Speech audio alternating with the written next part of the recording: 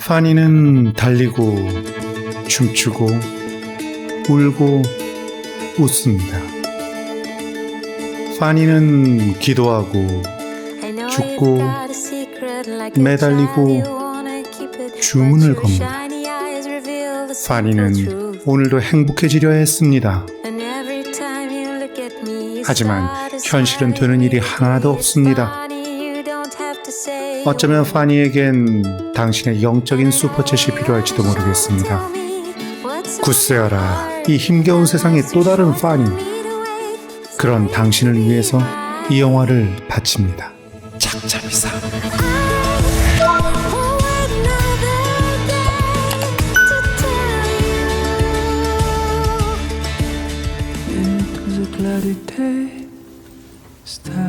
오르페오는 비장하게 말합니다.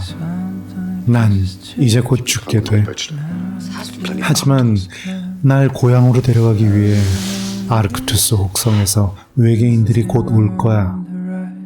옛날에 외롭고 불행해서 죽고 싶었을 때 아르크투스 혹성의 외계인들이 나를 아르크투스 혹성으로 데려가서 수술을 해줬었어.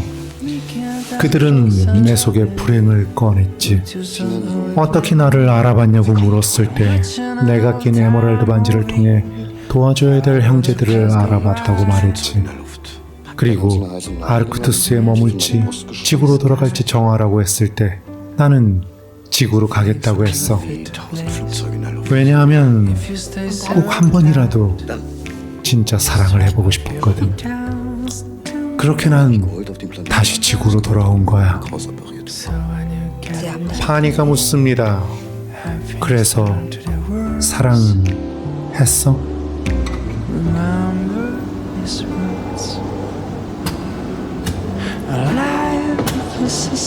그리고 드디어 이 영화의 시그니처 씬이 등장합니다. 오늘은 파니의 30번째 생일입니다. 파니로서는 정말 죽고 싶은 날에 오르페오는 파니를 위해 케이크를 준비했습니다. 이 장면에서 영화의 시작에 흐르던 에디트 피아프의 샹송 아니요, 난 아무것도 후회하지 않아요가 다시 흐릅니다. 아마 이 장면의 아름다움은 세월이 아무리 흘러도 잊혀질 수가 없을 것 같습니다. 하지만 우리는 저작권 때문에 원곡을 들을 수 없어서 아쉽네요. 이 장면은 그 노래가 있어야 비로소 완성됩니다.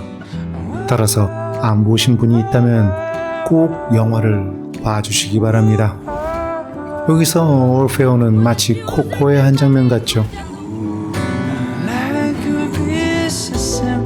그 이유는 잠시 후에 말씀드리기로 하고, 그렇게 신화에서 지옥까지 가서 연인을 구해왔던 오르페오와 파니는 이런 지옥 같은 현실 속에서 잠시나마 밝게 웃으며 춤을 춥니다.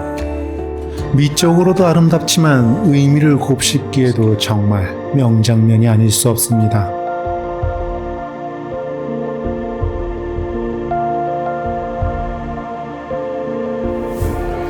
이제 쾰른 카니발이 시작됩니다. 이것은 독일의 쾰른시에서 매년 11월 11일 11시 11분에 시작되어 다음해 3월까지의 긴 기간 동안 개최되는 그런 축제입니다. 예수님이 광야에서 40일간 금식한 것을 기리는 것을 기독교에서 사순절이라고 하죠. 그 사순절의 직전에 마음껏 먹고 노는 축제가 카니발의 기원입니다. 그 모든 행사가 끝나고 나면 부활절이 시작되는 거죠. 이 영화에서 관에 들어가 인사체험을 한 파니가 이 카니발을 거쳐서 새롭게 거듭나게 되는 것은 그렇게 새롭게 거듭남에 대한 상징적인 연결고리가 있는 것입니다. 심지어 주연 배우의 이름은 마리아 슈라더, 마리아. 우연치고는 정말 의미심장해지지 않을 수가 없습니다.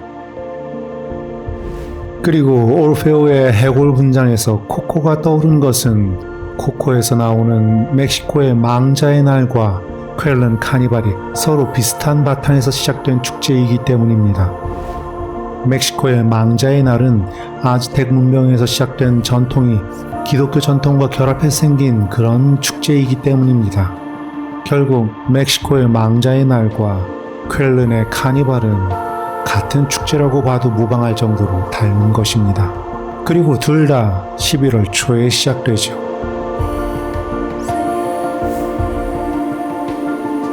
아무튼 아픈 오르페오를 쇼핑카트에 태우고 산책하는 이 장면도 너무 귀엽고 아름답습니다. 감동적인 영화인 언터처블 1%의 우정에 영향을 준 장면이죠. 오르페오는 자신의 에메랄드 반지를 파니에게 줍니다. 오르페오는 아르크투스 혹성으로 떠날 때 멋진 모습으로 가고 싶다고 말합니다. 아르크투스 혹성에서는 금이 귀하기 때문에 선물로 금도 가져가고 아르마니 같은 고급 양복을 잘 차려입고 가고 싶다고 말합니다. 그냥 고급 양복이 아니라 브랜드를 콕 집어서 얘기하는 이유는 관리인이 파니의 집에 두고 간 그 양복을 봤기 때문이죠. 다시 말해 그 옷 놔줘 라고 말한 셈입니다.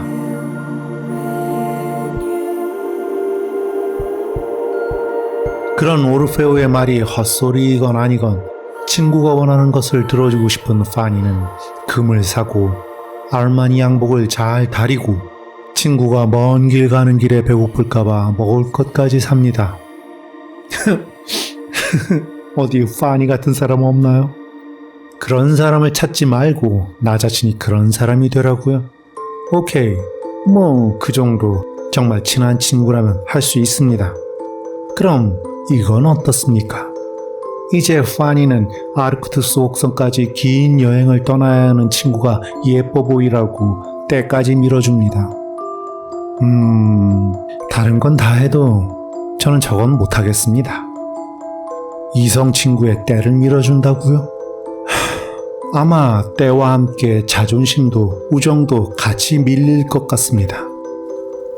그리고 파니는 오르페오의 머리도 면도를 해줍니다.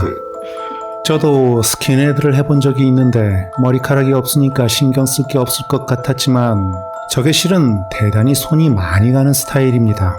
이 머리카락이라는 게 모두 일정하게 자라지 않거든요. 여긴 조금 더 길게, 저긴 조금 더 짧게 자라나게 되는데 긴 머리라면 전혀 티도 안 날 정도지만 민머리에서는 그 1mm의 차이가 정말 신경이 쓰입니다. 그래서 평소에 머리 면도를 꼼꼼하게 해야 하죠. 게다가 저는 머리도 커서 그거 다 하고 나면 정말 손에 쥐가 납니다. 그러니까 수박 한 통을 다 면도한다고 생각하시면 됩니다. 아무튼 파니는 오르페오에게 밥도 먹이고 함께 걸어줍니다. 심심해하면 책도 읽어주고요. 화장실에서 응가를 할 때도 심심해할까봐 옆에 있어줍니다. 그냥 둘이 같이 살면 안 될까요?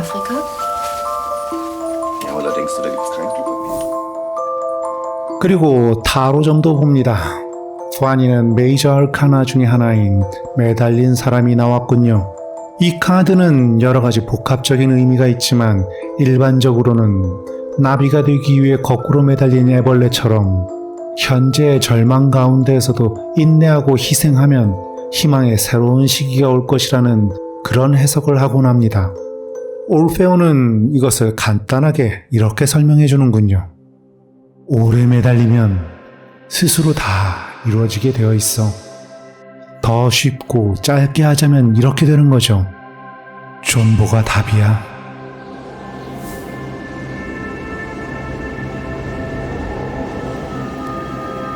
그리고 마침내 아르크투스 혹성에서 그들이 오니까 떠날 준비를 해야 한다는 오르페오. 오르페오와 파니는 작별의 키스를 합니다. 마치 이티를 떠나보내는 엘리엇 같습니다. 그리고 오르페오는 파니에게 말합니다. 아무것도 겁내지 마. 과거는 너의 뒤에 있는 너의 모습이고 미래는 너의 앞에 있는 너의 모습이야. 그렇게 과거와 미래는 항상 너와 함께 가고 있는 거야. 하지만 죽은 다음에 살이 썩고 나서 남은 뼈 같은 그런 과거에 너무 얽매이지 마. 그저 계속 앞으로만 가. 가장 중요한 것은 지금 이 순간이야. 그러니까 항상 지금이라는 시간만 가져. 알았지? 오르페오는 그렇게 사라졌습니다. 그는 정말 아르크투스 혹성으로 갔을까요? 아니면 아르마니 양복을 입고 금덩어리 하나 들고서 고향인 세네갈로 돌아가는 것일까요? 그가 간 곳이 어디이건 확실한 것은 파니의 베스트 프렌드는 떠났다는 것입니다. 이제 파니는 자신의 묘비를 만듭니다. 묘비명은 파니 핑크. 눈 가진 동물은 먹지 않았다. 중간에 생략했지만 파니는 육식을 멀리하기로 결심했었기 때문이죠. 초반의 장면에서 기도하던 그 성당에서 파니는 올페오를 그리워하면서 홀로 훌쩍입니다. 올페오가 죽어간 에메랄드 반지를 들고, 그리고 그건 에메랄드가 아니라 그저 싸구려 유리 반지였다는 것을 알게 되죠. 하지만 그게 에메랄드건 유리건 돌이건, 아니 굳어버린 소똥이라고 할지라도 그 물질 자체로서는 다 무의미한 것이죠. 어차피 다 똑같이 땅에서 나온 것들일 뿐, 그것이 소중한 이유는 에메랄드여서가 아니라 내 친구가 준 것이니까. 그것은 세상에 하나뿐인 보물이 되는 것이니까.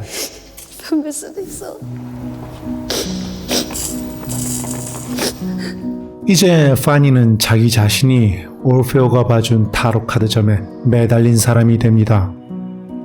정말 멋진 장면입니다. 이것은 스스로 애벌레가 되어 나비가 되길 기다리는 것이고, 이것은 스스로 십자가를 지고 부활을 향해 나아가는 것입니다. 이런 상징성이 교주주의적이지 않게 아름답게 녹아있는 것이 바로 이 작품입니다. 그리고 또 엘리베이터가 멈췄을 때 파니가 뭘 했을까요?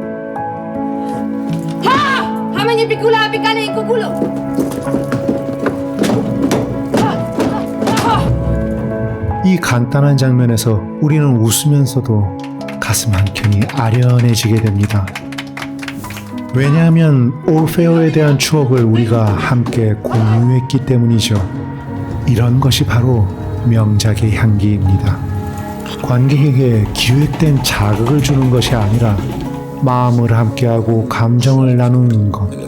이것이 영화가 가져야 진정한 핵심이죠.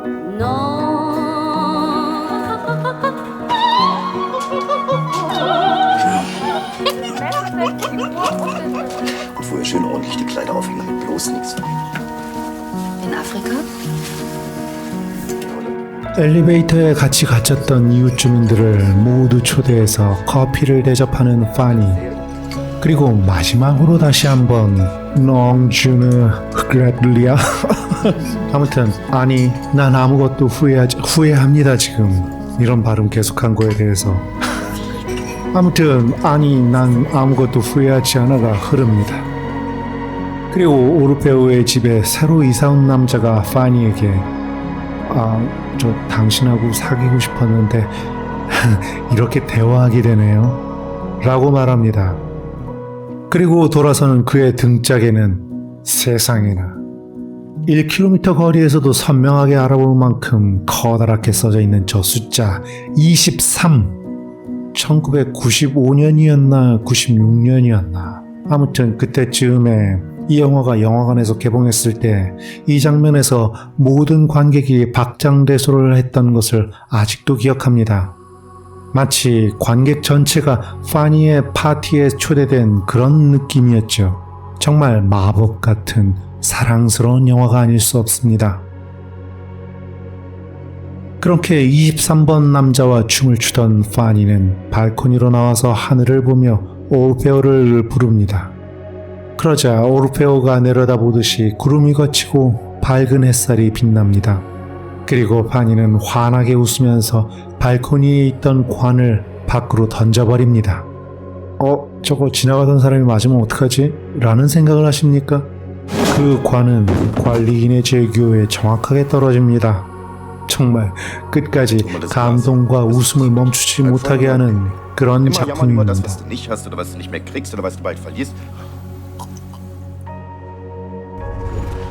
오늘 소개한 영화는 90년대의 가장 사랑스러운 영화였고 많은 분들의 인생 영화로 남아있는 파니 핑크입니다. 7년 후에 나온 영화인 아밀리에 많이들 아시죠? 그런 아밀리의 큰 누나쯤 되는 그런 영화죠. 제가 가장 사랑하는 영화 중에 하나이고 제가 가장 좋아하는 감독 중에 한 명입니다.